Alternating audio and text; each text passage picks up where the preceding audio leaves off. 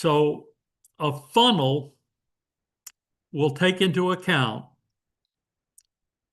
what your client or potential client knows and what you want them to know and how you want to serve them. So here you are talking about funnels today.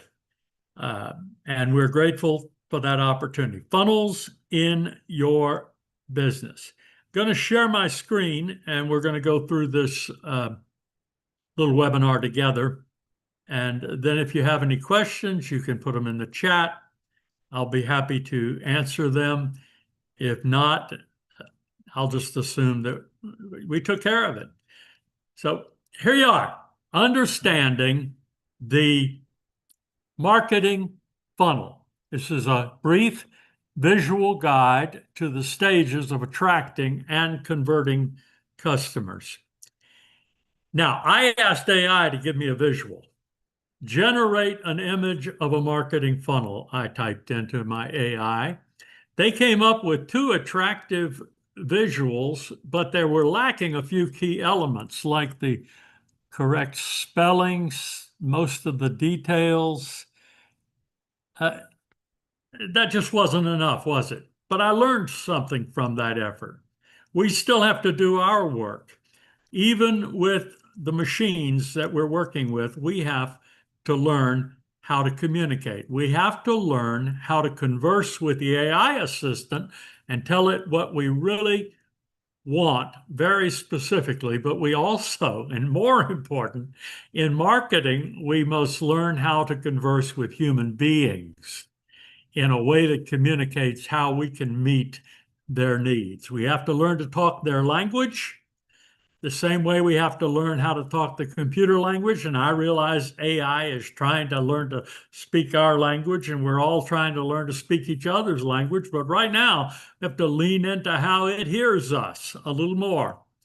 And in that meantime, we are always going to have to lean into how people hear us and what they already presuppose and what they know and what they don't know. And here's where funnels come in. These are the marketing funnel stages. They're rather universal. Awareness is where people, move into a relationship with you. They're unaware, they become aware. And then interest, and then consideration, and then intent, and then purchase, and then loyalty. And actually, I like to add a few, but we'll do that later. Let's talk about the awareness stage rather quickly. Your audience discovers your brand for the first time. You need to be focusing on visibility, social media, search engine optimization, and advertising during this stage. This is how you find the people. More webinars and more books and more articles about this later. Very important stage, but I'm just giving you the brief introduction to it today. At the interest stage, your audience is showing interest in your product or service. And you need to be providing valuable content and engaging them meaningfully. This could go on for a long time. People can stay interested for a long time, or they can come in and out of interest. Don't discount the people that you have engaged at one point because they drop off. That may not be the right time. By the way, I'm sitting in a flower bed, it looks like, doesn't it? Because I want you to bloom in this area of your life. That's your interest stage. That's where you are doing a lot of your content development. You're answering questions. You're engaging with people. You're developing a relationship with potential customers. At the consideration stage, potential customers evaluate your offering. They're really, okay, now they are getting a little more into that engagement. Okay, they're looking at how can this work?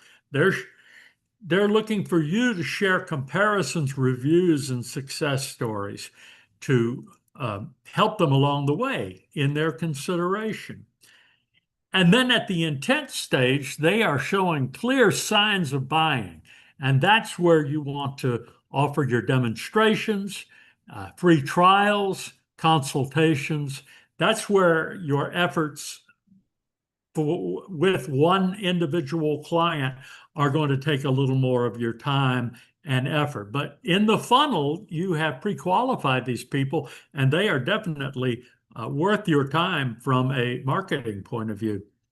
At the purchase stage, transaction occurs, and you need to ensure a very smooth buying process and follow up and follow up, aftercare, because you do not want to terminate your relationship with these buyers.